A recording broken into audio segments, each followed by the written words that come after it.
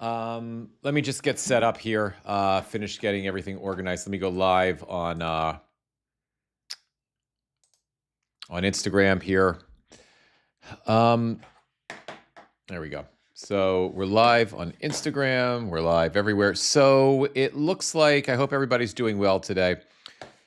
It looks like we have, let me just bring the chat over here. It looks like we have two, let me just bring everything up so I can have all my stuff here and ready to go. It looks like we have another U.S. plane shot down. This is, it looks like it was an F-15 this time. Oh, hang on. Let me just get, sorry guys, I'm just kind of, I thought I was all set up and ready to go, but I was not quite all set up and ready to go. Let me just bring up the live stream for Xenocracy. I've got the live stream up for, sometimes Xenocracy takes a moment to get to where I need it to go. Hang on, guys, just bear with me.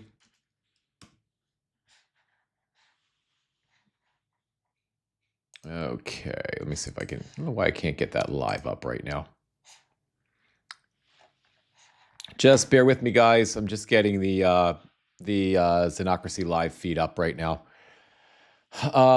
We do have while I'm kind of working on that, the news of the moment is that an F-15 was shot down in Iran. Is the idiot speaking now, or are they just? Let me just unmute. No, I don't think he's speaking right now. I thought they had the imbecile was speaking about the plane that was just shot down. Come on, why aren't we streaming yet? There we are. Let me pull that up. It's about an extra plane that was just shot down. There we go, guys. All right, now I've got my shit together, finally. I hope sorry it took me a few minutes there. The breaking news this morning, there was other breaking news about Trump wanting $1.5 trillion to fight this war, and we'll talk about and whatever other wars this idiot is interested in getting involved in. That was going to be what I was going to be primarily talking about today, but with this news today about the F-15 being shot down, it's breaking news, and I kind of think we need to go there. Just to cover some of the reporting for you right now. This is just NBC News. Everybody's covering it. The first place I saw this was earlier this morning before we were covering it here in the U.S. Well, Al Jazeera was covering it here in the U.S., but Al Jazeera was the first major mainstream media outlet. Oh, hang on. Let me just clean this up for you guys a little bit so you can see it. Just bear with me. But yes, Al Jazeera was the first. Oh my goodness, I'm having all kinds of technical issues again. Mitch is fantastic, but he has a lot of technical problems. Is it nothing but technical problems that Mitch has? Let me just fix that so you guys can see it a little bit better. Let me just clean up all these scenes a little bit. And let's unlock that. And I can't really adjust it for some reason right now. You know what it is? My scenes are locked. Let me unlock them. And can I get to it now? Yeah, there we go. All right, now you guys can see. Okay, I think I've got everything straightened out now. I hope, thank goodness. So Al Jazeera was the first news outlet that I saw covering this today. Hours later, it looks like the U.S. finally confirmed that, they still haven't confirmed that the plane, that the F-15 was shot down yet, which is fucking ridiculous. Hang on, let me just report the news, and then I'll get to the my frustration with the lying. The U.S. military, this is NBC News, the U.S. military rescue mission follows hours of reporting by Iranian state media. And as I said, Al Jazeera has been on this for hours and hours as well. Iran's media published photos alongside claims from the Islamic Revolutionary Guard Corps that it had shot down the aircraft. The Pentagon and the White House did not immediately comment on claims because they're propagandists and they're lying to us. And it's disgraceful and it's fucking disgusting. The fate of those inside the jet was not immediately clear. You can see Al Jazeera has some reporting. Let me see if it has a video. Let me see if it's up here yet. if I can find it for a second. Al Jazeera has a video of that the I can't find it right now. Al Jazeera they have a video up right now that the Iranians took of the U.S. Couple of helicopters and a U.S. plane of some sort that are involved in search and rescue missions right now. We really don't know the fate of the pilots. Apparently, this is a two-person aircraft. The fate of those inside the jet was not immediately clear, but a regional governor in Iran's southwest issued a public plea for locals to find them and promised a reward. According to official and semi-official Iranian news organization, a representative of merchants and businesses was reportedly offering the equivalent of $60,000. White House press secretary and key liar Carolyn Leavitt said that President Donald Trump had been briefed on the incident, the latest dramatic development in a war now more than a month old. Trump has declared success and pressured Iran to agree to a deal to end the conflict while massing new troops in the Middle East and threatening intense escalation if Tehran doesn't reopen the vital Strait of Hormuz trade route. It will also add doubts over American-Israeli claims of dominance over Iranian skies. It certainly seems like bullshit to me. The village idiot told us in his nonsensical speech that he gave to the nation that we have completely decimated all their missiles. They don't have any of the ability to shoot down drones. They have no drones. They shot down a fucking U.S. plane today, and God forbid may have killed or injured two of our pilots. So fuck you, Donald. It will also add doubts to American and Israeli claims of dominance over the Iranian skies. The joint campaign has focused intensely on destroying and degrading Iran's missile defenses. We haven't done that. Iran has claimed previously to have struck American planes, but the U.S. has not confirmed any such incidents. I see no reason not to believe the Iranians on the planes that they say they've struck. I think we're being lied to. In fact, I know we're being lied to. Hey, Mitch. Hey, Gail. I'm sorry. I'm reading Gail's comment. Hey, Mitch. Hey, Gail. How are you? Roz, GamerVet Dad, everybody. How are you guys all doing? Jordan, I hope you guys are doing well. Welcome. Let's just pop over to Instagram. Hey, folks over on Instagram. How are you guys today? Welcome. Thank you for joining us today. So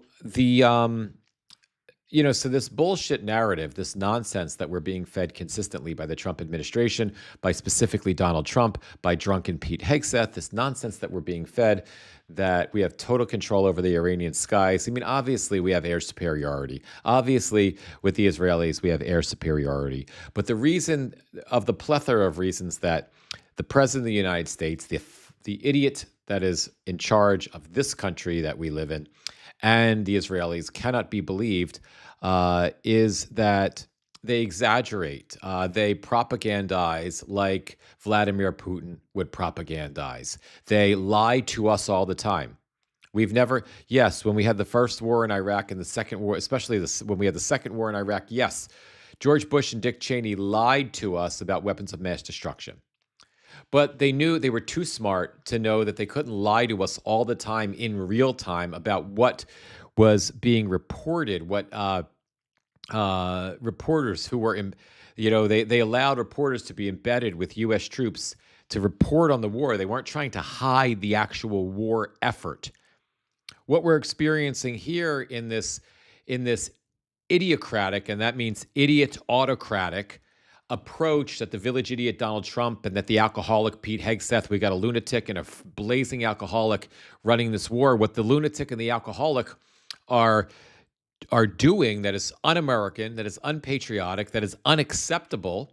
What they're doing is they are, because we're not allowed to have troops. Well, I guess you can't really embed troops in aircraft. But I mean, you can embed reporters in aircraft.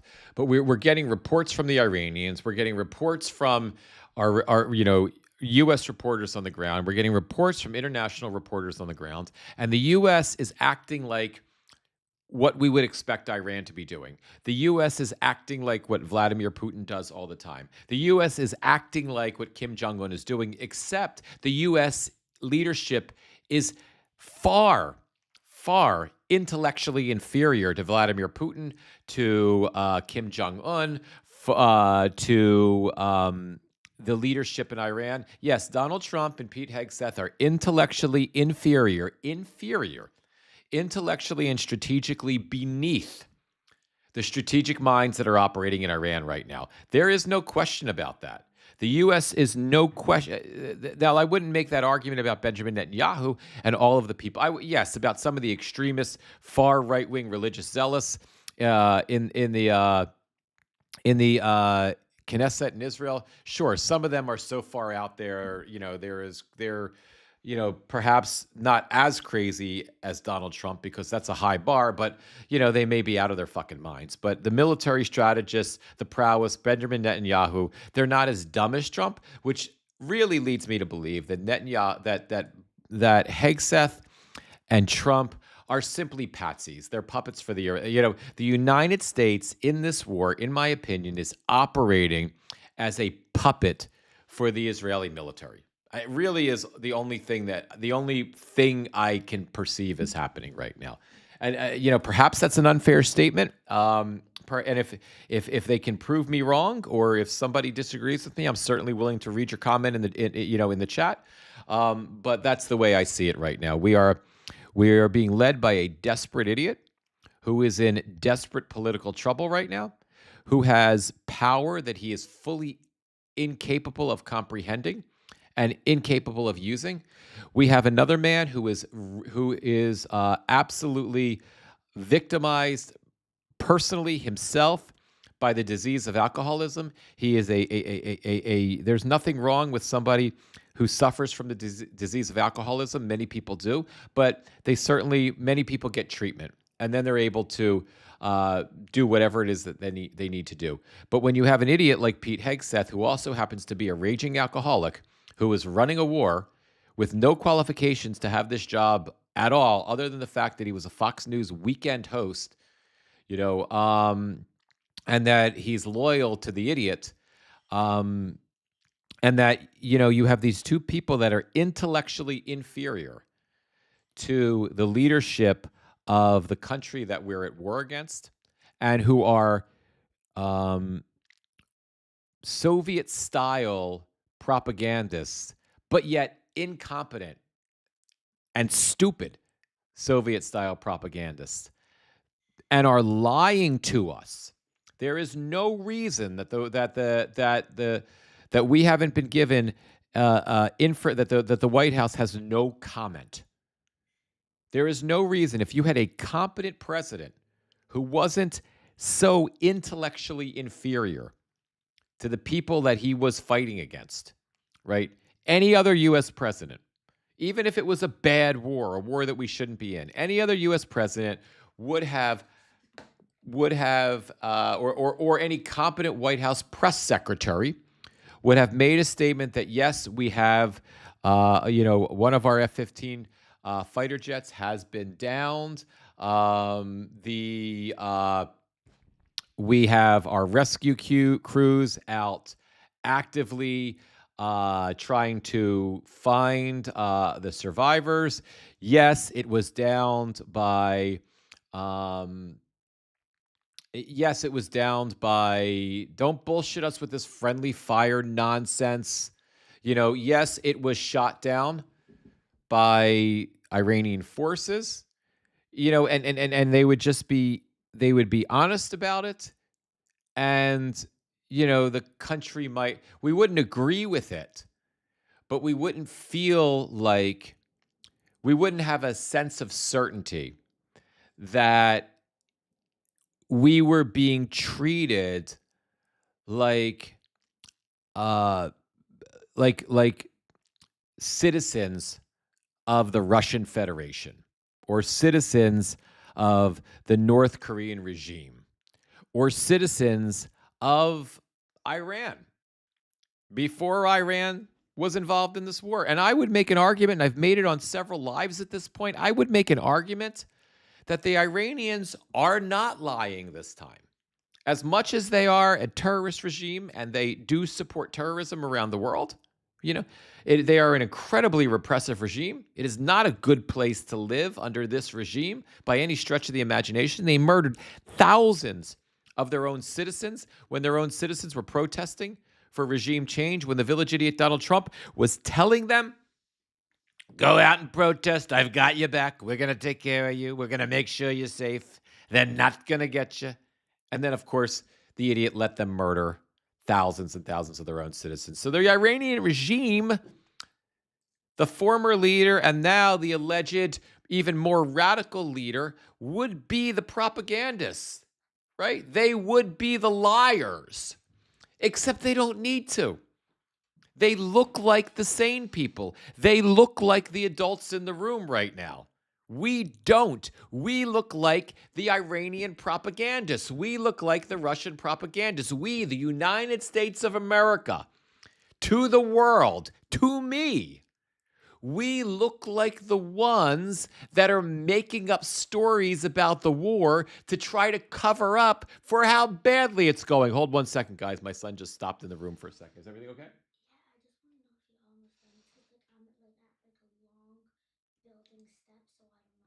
No, I'm going to go for we got a little bit more because I'm covering a big story now. I would say a good 40 minutes, 35. My son, he's off from school today. I don't know why school is closed for Good Friday, but it is, and the kid wants lunch. The kid can make his own lunch. He's going to be 11 years old, and he knows how, but that's another story for another day. Anyway, he was just doing a check-in with me, so sorry about that. So, irrespective, guys, we are the bad guys. There are no good guys in this war. There are no good guys. The Iranian regime isn't good guys. The United States isn't good guys. The Israelis aren't good guys. It took me very long as an American Jew to accept that, because I was always taught and trained growing up as a good American Jew in Hebrew school from the time I was in preschool till the time I was bar mitzvah when I was 13 to believe the Israelis are always the good guys. We're always the victims. And in many instances, that's the case. It has not been the case for the last 3 years. It was the case when Hamas on October 2nd attacked the Israelis and killed 1,400 or 1,500 Israelis when Hamas, sort of did that surprise attack on October 7th. That was Israel being a victim. Subsequently, Israel was not a victim in any capacity when they wound up slaughtering almost 70,000 Palestinians, many of whom were women and children, starving many of them. That was unacceptable. And any of my fellow American Jews who don't like to hear that, I'm sorry. I'm sorry. I have dear friends who I know are upset with me because of the position I'm taking, but I'm sorry. I know what I see with my eyes and I hear with my ears, and I cannot deny it because I was raised to believe something. Sometimes when you're raised to believe something and then the facts change, you have to evolve and change with them. It doesn't mean I don't love Israel. It doesn't mean I'm not proud to be a Jew, but it does mean that this Israeli leadership, Benjamin Netanyahu, a guy who is on trial for corruption himself, who seemingly needs a war because if he's ever found guilty, if that trial ever gets back on track, that could be the end of his freedom, his liberty. So he has to have a war to be able to maintain power. And it's impossible. One can argue that that's a bunch of bullshit, Mitch, but it's not. It's not anymore. It's inarguable. It is just a simple reality that I can't ignore and I won't ignore. So, those in my community who are feeling twisted, I get it. But when my nation, the country that I love, the United States of America, of which I'm a citizen, is in an unrighteous, unjust, ridiculous fucking war to satisfy an alcoholic who wants to prove to us that he still has a big set of balls that works, and a completely, dysfunctional, mentally unstable lunatic as the president to cover up for the fucking Epstein files? Come on. No. I'm not going to sit there and say, this is all good and this is all okay because, all of these years I've been taught that we're all the good guys, that we as Americans are the good guys, that we as, American Jews need to support Israel because they're all the good guys. No, I won't do it. I will not be on the wrong side of history. No. I will not let my 10-year-old who can see with his eyes and hear with his ears get propaganda from his father on this. I won't do it. because I need to come out on the other end of this Trumpian nonsense, and I need to come out on the other end of this insane fucking war, and I need to be able to sleep at night and live with myself. And I need to know that I didn't deny. I can't have the lies that the Trump administration, that the Netanyahu administration are perpetuating. My conscience, I cannot have those lies bubbling up inside of me for the next 10 years. I'm not going to ruin the next 10 years always fighting against my conscience because I didn't stand up and say and do the right thing with the platforms that I have available. And neither should you. Neither should you. And I don't ever tell people what to do. If you notice on my lives, if you follow my lives, right, it's a rare day. I go after the president, I complain about him, I make fun of him, I make fun of all the idiots around him. I might, although I've backed up on it, I might mock the absurdity of evangelical Christians, and we covered this live yesterday, actually elevating Donald John James, Jesus Christ Trump to the level of Jesus. But it's a rare day that I actually go after, rhetorically, MAGA community members, right? Because I feel that people have a right. If you want to believe that shit, if that's what you want to do, you know what? That's on you, right? I can't. I try not to tell people what to do. I might say when you're doing something that is appalling, unacceptable, immoral, and downright fucking illegal, you should be ashamed of yourself. But I will not, I don't want my platform to be focused on that particular community and what I think of it. But in this instance, when people are dying and my fellow American Jews won't stand up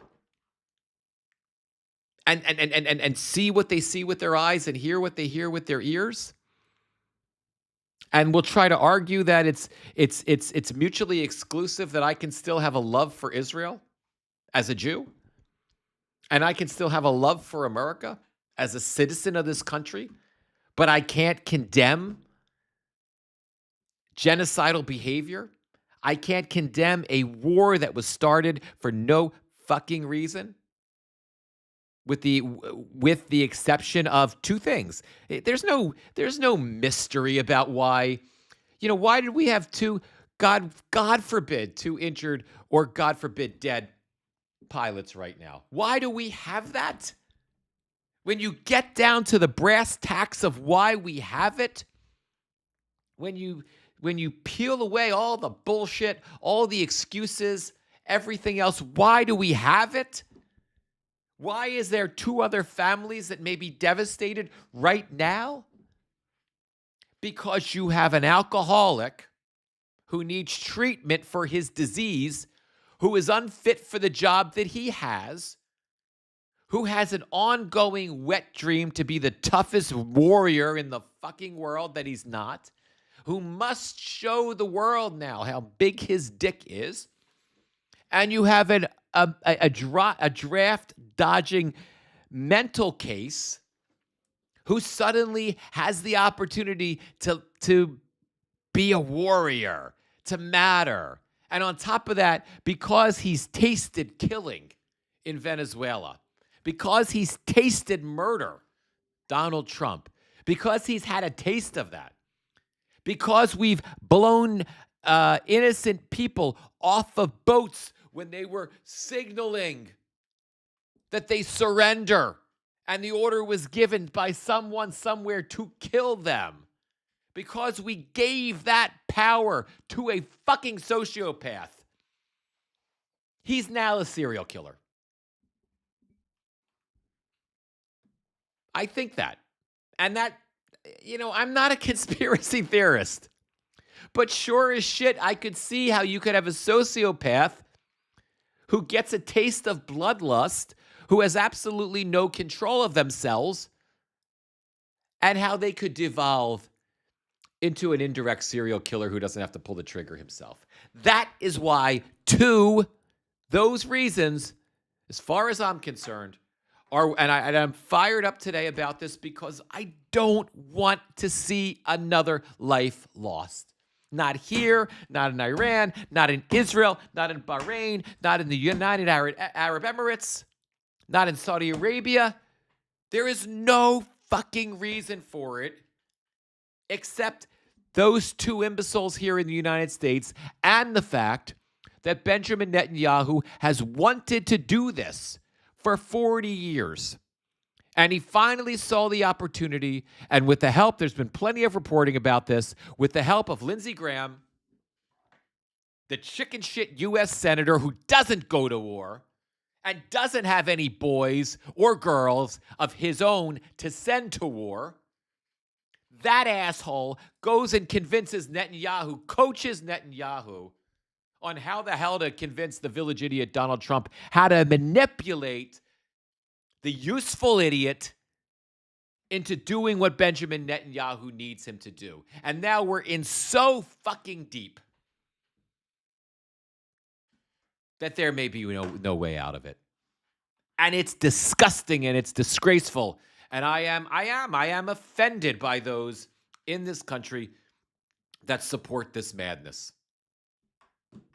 Because it is unacceptable.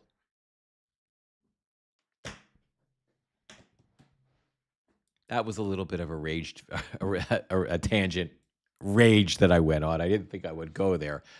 But there are just these moments, guys. There are these moments. I mean, those of you who follow me, there are these moments when I can't stand it anymore. When it came to children being detained and abused by ICE, I couldn't take it anymore. There are moments like this when, it hits and I can't stand it anymore. And there's a sense, I know you all share this, there's those of you that feel the way I feel, there's a sense of helplessness. Every day my mom says to me, why can't we stop it? Why can't someone step up, Mitch, and put a stop to it? Why don't they stop it? My mom is 88 years old. She was a child during World War II. She tells me about the palpable fear that she experienced during World War II when they would have these drills where they would shut all the lights off in South Philly where she lived, and the bomb sirens would go off, and they would all run down the basements, and they had special types of window shades, these green dark window shades that she would tell me about, and they would pull the window shades down because they were preparing for the potentiality, the possibility of a bombing on U.S. soil, and thank God it never happened. My dad was like a neighborhood caller. He was a teenager during World War II. And he would tell me these stories about how at certain times when they were prepping for bombing practice, he would walk up and down the blocks on Strawberry Mansion was the area that he lived in Philadelphia, and literally be hollering to people what the instructions were, walking up and down the blocks. And again, he was getting paid a couple dollars to do it by the government. And he would tell me again how fearful he was. Because although he knew it wasn't going to happen, what if the bombing started and he was in the street? My dad later joined the Navy and put his time in the Navy. It was after the war. He was caught right in between World War II and Korea, so he never had to go to war. He never went to active combat. But he proudly served because he felt like that's what you needed to do, right? And you have all these World War II heroes, those that are left. You have the guys like my dad that served in between wars. You had all these poor guys that went to fucking Vietnam where we never learned our lessons and were decimated and destroyed. And those that weren't destroyed physically, many of them were destroyed forever emotionally, right? And then we had the Iraq War, the Iraq Wars, the two of them, and the war in Afghanistan. And it's like, It's like there have just been generations of senseless death. World War II was necessary. We had to go in to do what we did, or else the world would be a different place now. But to devolve from a necessary war like World War II to a slightly less necessary war like Korea, to an extraordinarily less necessary political war like Vietnam, to an even incredibly less necessary war like the first Iraq War, to an absolutely laughable, if it wasn't so catastrophic, follow-up unnecessary war in Iraq, which was really about George avenging his father, George. Right? I mean, that was George wanted George, and Dick Cheney. George wanted to avenge what Dad couldn't finish, who was president beforehand, father and son. And Dick Cheney was all too happy being the warmonger rat fuck that he was. And they lied to us about weapons of mass destruction. And how many soldiers did we lose? How many innocent Iraqis died? How many members of the Iraqi military died? For what? So some guy could throw a shoe at George fucking Bush one day at a press conference? That's the memory. That's the great memory from the Iraq War, right? We don't remember the heroes who died because it was a sick fucking war. We don't remember the battles. We don't remember the hundreds of thousands of Iraqis who lost their lives because it was so wrong. What do we remember? The guy who threw the shoe, right? At George Bush. That's the memory from that fucking war. Then there was Afghanistan. We went into Afghanistan because Osama bin Laden, that we didn't even know was in fucking Afghanistan, because we had to avenge the Twin Towers. And yes, we had to avenge the Twin Towers. But how many people did we lose in Afghanistan? How many Afghanis died? And where are we? Afghanistan is exactly, if not more radicalized now than before we went the fuck in. Even with our cluster bombs that could blow through mountains and destroy the Taliban who were living and hiding in caves because they thought they were safe, even with that shit. And our superior technology and our American exceptionalism. It's literally the same place. Girls can't go to school. And now we're sending the Afghanis that helped us, that had asylum here in the U.S., they're going back to get hung in the public square. What did that do? What did that do?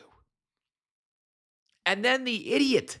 We're dumb enough in this fucking country to elect the dumbest person in the world, right? You know what I mean? Who promised there'll be no wars with me. I'm going to stop all the wars. Not only am I going to stop the wars, if I'm president, nobody will go to war. Everybody's going to be afraid to go to the war. Nobody goes to war, but there'd be no Ukraine war if I was the president. Nobody would go to war. But now I'm the president. It's never going to happen. That goofball is now engaging us in continuing that cycle of devolving the quality and the necessity of going to war each time. Drunken Pete Hegseth and malignant narcissist, sociopath, lying, crazy, corrupt, con man putz Donald Trump with his fucking $70,000 a year French makeup and his fake blonde hair that's falling out and his cankles that are the size of an out-of-shape thoroughbreds, right? That slob is now taking us into what could wind up being the most dangerous, destructive globally and regionally long-term unnecessary shit fuck of a fiasco we have ever been in. And there are 2 more people, 2 more American citizens possibly dead right now. And my mom's question is and I guess this is why I'm so fired up today. My mom's question is the question that she cannot, at 88 years old, after living through World War II and every one of these fucking wars, that she cannot get an answer to, that I cannot answer, is why did they let him do this? Why can't somebody stop this? And she's helpless to do it. And she is anguished by it. And so am I. And so are we. And I look, this community is called Zenocracy, right? If you're with us on any other socials, on Substack, which is our home base, it's called Zenocracy because it's about saving democracy and it's about taking care of yourself, finding peace and Zen, right? But I can't find the Zen in this. I can't find the peace in this because I can't make sense of it. And if any of you guys can, please help us because I can't, like my mom at this moment, I can explain to you the historical dumb fuckery and chicken shittedness of every GOP senator and the crazy and pretend crazy, historical pretend crazy and pretend and crazy and pretend crazy reality of every Republican member of the U.S. House of Representatives. Now, I could go into that and tell you how we got here and what these people are like, but none of that explains this moment. I can't explain to you why someone like Scott Jennings on CNN, who is consistently day in and day out being absolutely humiliated. Jennings is my age. Adam Mockler is a 23-year-old YouTuber and debater who is really fucking talented and good at his job at his age. But he goes up against a guy with 30 some odd years experience and annihilates him day in and day out with debate on CNN. And he's able to do that not just because Adam is a rare talent. He is. But because there's a simple, obvious truth on his side. It's that this is crazy. And it's sick and it's catastrophic. And that's not debatable. That's just factual. So if you're going to sit there on a CNN news panel and try to defend this bullshit, all Mockler has to do is memorize the facts of the moment and say them. And not that I'm comparing Adam to the Iranians. Forgive me for that, Adam. I'm not. But that's all the Iranians have to do at this moment. All the Iranians need to do is sit back and let Trump and Hegseth and all the idiots around him lie incessantly, make shit up, propagandize, hide information, and then they just say the truth. And this is the crazy moment we're in. I'm so sorry, guys. Hang for what? My son's just popping in again. Hang. You okay, bud? Yes. Give me. I know you're starving. Give me 5 more minutes. I'm asking my son for permission to continue. It's very funny. Like to lighten the moment for a moment. My wife and I are always kind of, we really closely watch our son's screen time, right? Because we don't want, he's getting old enough now and he really could spend all day on his iPad if we'd let him. So we limit his screen time. And, but my wife and I are influencers now too, right? This is what I do full time and my wife part-time is a wellness influencer. So we're always on our phones and I'm always on I'm on my computer now, because that's how I live stream. But the unintended comedy is like, my son is now has to do the same thing. He has to police his parents on social media, and on their devices. So that's what he's coming in to do, and he's also starving. So anyway, I'm just rambling about the same shit over and over again. Let me read some of your comments, and then we'll wrap up for this moment, um, and come again live soon. Lacey, what do you got?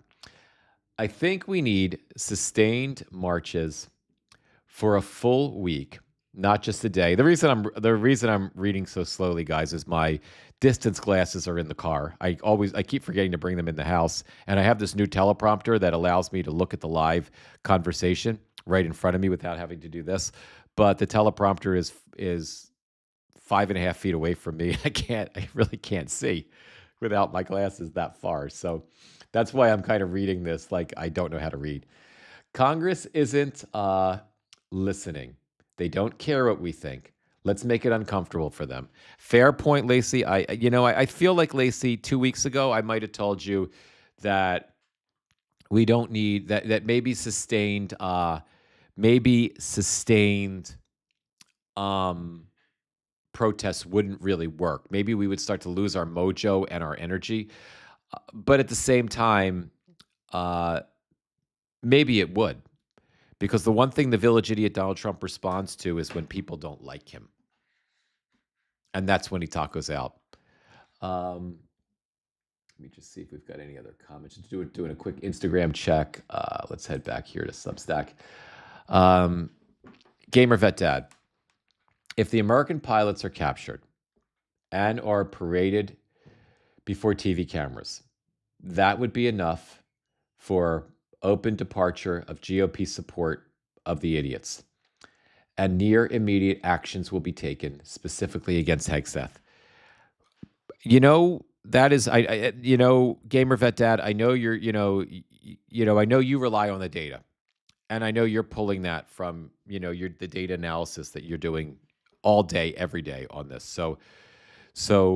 But I feel like I can back that up with news that just happened, right? When things get really bad for Donald Trump starts firing people. We saw that yesterday. Pam Bondi, as I made, on all of my verticals yesterday, I made the argument that it's great that Bondi is gone. She deserved to be gone. She's a complete lunatic. She is unfit for the job. She doesn't know how to do her job as Attorney General. She's dangerous. She's covering up for the village idiot Donald Trump. She's a complete and utter failed sociopath for him, failed sycophant for him, as well as a sociopath.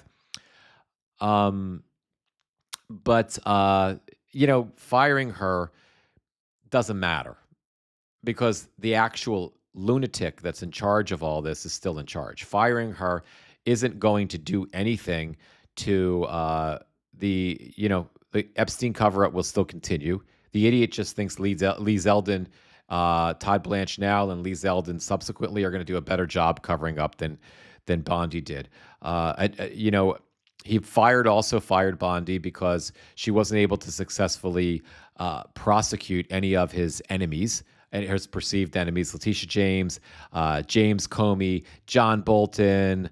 They're all still walking the streets, and the people that he hasn't gone after yet, or she hadn't gone after yet, Barack Obama, Joe Biden, Adam Schiff, Chuck Schumer, probably every one of us who are pro-democracy influencers, news reporters that he doesn't like. He wants them all, he wants the Attorney General going after everybody. I'm sure Lee Zeldin will just try to do that as well. But the point is that, referring to Gamer Vet Dad's comment here, the point is that he'll fire them. And if again, God forbid, the Iranians capture these pilots alive or dead and start parading them through the streets of Iran in front of cameras, when that backlash comes, yes, I think the historical record is already there. We would have known this anyway from the village idiot's last administration, that he will, he'll blame it on Hegseth. He'll maybe he'll blame it on, the maybe General Kane, the commander of the Joint Chiefs of Staff. Maybe, I don't know if the intel, Tulsi Gabbard seems to always be on thin ice anyway. So maybe he'll somehow blame it on her because she's in charge of national intelligence. Radcliffe may be the CIA director, although I mean everybody's fair game. He'll turn everybody over. He'll burn the whole fucking White House down, and fire everybody to cover his own ass. And we're certainly headed there. Um, Anyway, guys, I think I'm gonna wrap there for now. I hopefully will have an opportunity to come on live again later. I'm going to be posting on all socials as well throughout the day.